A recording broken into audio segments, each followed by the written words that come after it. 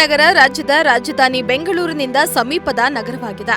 Smart city ಯೋಜನೆಯಡಿ ತುಮಕೂರು ನಗರ ದಿನದಿಂದ ದಿನಕ್ಕೆ ಅಭಿವೃದ್ಧಿಯಾಗ್ತಾ ಇದೆ. ಅಲ್ಲದೆ ಜಿಲ್ಲಾ ಕೇಂದ್ರವಾಗಿರೋದ್ರಿಂದ ಸಾಕಷ್ಟು ಕಚೇರಿಗಳು ಇದ್ದು ಜನರು ಒಂದು ಕಡೆಯಿಂದ ಮತ್ತೊಂದು ಕಡೆ ಓಡಾಡ್ತಾರೆ. ಅಷ್ಟೇ ಅಲ್ಲ, ನಗರದಲ್ಲಿ ಸುತ್ತಾಟಕ್ಕೆ ಯಾವಾಗಲೂ ಬಸ್, ಆಟೋವನ್ನೇ ಅವಲಂಬಿಸಲು ಆಗಲ್ಲ. ಹೀಗಾಗಿ ಜನರಿಗೆ ಉಪಯೋಗ ಆಗಲೆಂದು ಸ್ಮಾರ್ಟ್ ಸಿಟಿ ಯೋಜನೆಯಡಿ ಪರಿಸರ ಸ್ನೇಹಿ ಯಾನ ಎಂಬ ಎಲೆಕ್ಟ್ರಾನಿಕ್ ಬೈಕ್ಗಳನ್ನು ಪರಿಚಯಿಸಿತು.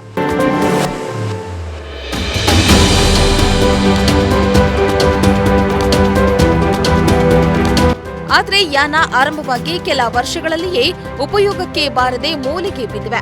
ಹೌದು, ನಗರದ Amanikere DC office, Kotithopu circle, Siddaganga multi speciality hospital, university ಸೇರಿ ನಗರದ ಹಲವೆಡೆ ಯಾನ ಎಲೆಕ್ಟ್ರಾನಿಕ್ ಬೈಕಿನ ನಿಲ್ದಾಣವನ್ನ ಮಾಡಿದ್ದು, ಅಲ್ಲಿಂದ ಜನರು ದುಡ್ಡನ್ನ ಪೇ ಮಾಡಿ ತಾವು ಹೋಗಬೇಕಾದ ಜಾಗಕ್ಕೆ ಅತಿ ಕಮ್ಮಿ ಹಣದಲ್ಲಿ ಹಾಗೂ ಬೇಗ ಹೋಗಬಹುದಾಗಿದೆ.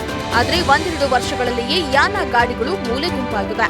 ಸ್ಮಾರ್ಟ್ ಸಿಟಿಯವರು ಅದನ್ನು ಇದಕ್ಕೆ ಎಲ್ಲ ನಗರಾದ್ಯಂತ ಅಲ್ಲೆಲ್ಲೇ ಒಂದು ಸೈಕಲ್ ಸ್ಟ್ಯಾಂಡ್ ಥರ ಮಾಡಿ ವಿದ್ಯಾರ್ಥಿಗಳಿಗೆ, ನಾಗರಿಕರಿಗೆ ಈಗ ಒಂದು ಆಟೋ ಸಿಗಲ್ಲ, ಬಸ್ ಸಿಗಲ್ಲ, ಅವಾಗ ಅದನ್ನು ಯೂಸ್ ಮಾಡ್ಕೊಂಡು ಹೋಗಲಿ ಅನ್ನೋ ಉದ್ದೇಶಕ್ಕೆ ಮಾಡಿರು.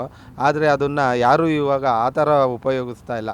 ಅದು ಏನಿದ್ರು ಎಲ್ಲೋ ಹುಡುಗರು ತಾಂಡೋಗ್ತವೆ, ಇಲ್ಲ ಬ್ಯಾಟ್ರಿ ಕಳ್ಚ್ಕೊಳೋದು, ಮತ್ತೊಂದು ಅದ್ರ ಸ್ಪಾರ್ಟ್ಸ್ಗಳು ಕಳ್ಚ್ಕೊಳೋದು, ಈ ಥರ ಎಲ್ಲ ಮಾಡಿ ಅದನ್ನು ಹಾಳು ಮಾಡಿ ಅದು ಅವಶ್ಯಕತೆನೇ ಇಲ್ಲ ಈಗ ನಗರ. ಇನ್ನು ಯಾನ ಗಾಡಿಗಳನ್ನ ಮೊದಲ ಬಾರಿಗೆ ಯೂಸ್ ಮಾಡಬೇಕಾದ್ರೆ ಕನಿಷ್ಠ 200 ರೂಪಾಯಿ ಮೊದಲು ಕಟ್ಟಬೇಕಂತೆ.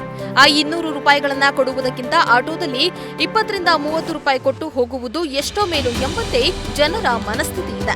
ಜೊತೆಗೆ ಈ ಯಾನ ಗಾಡಿಗಳನ್ನ ಕಾಲೇಜು ಯುವಕ ಯುವತಿಯರೇ ಹೆಚ್ಚಾಗಿ ಬಳಕೆ ಮಾಡ್ತಾ ಇದ್ದು, ಗಾಡಿಗಳಲ್ಲಿದ್ದ ಬ್ಯಾಟರಿಗಳನ್ನ ಕಿತ್ತೆಸೆದು ಬೇಕಾಬಿಟ್ಟಿ ಯೂಸ್ ಮಾಡಿದ್ದು, ಈಗ ಯಾನ ಗಾಡಿಗಳನ್ನ ಯಾರು ಕೇಳದಂತಹ ಸ್ಥಿತಿಗೆ ಬಂದಿವೆ.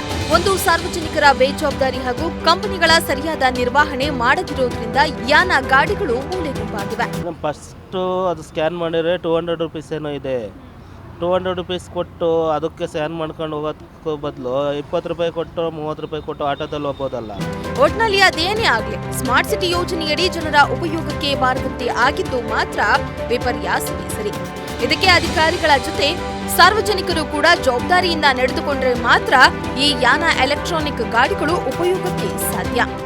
ಕ್ಯಾಮರಾ ಪರ್ಸನ್ ರಾಕೇಶ್ ಜೊತೆ ಶ್ವೇತಾ, ಪ್ರಜಾಶಕ್ತಿ ಟಿವಿ, ತುಮಕೂರು.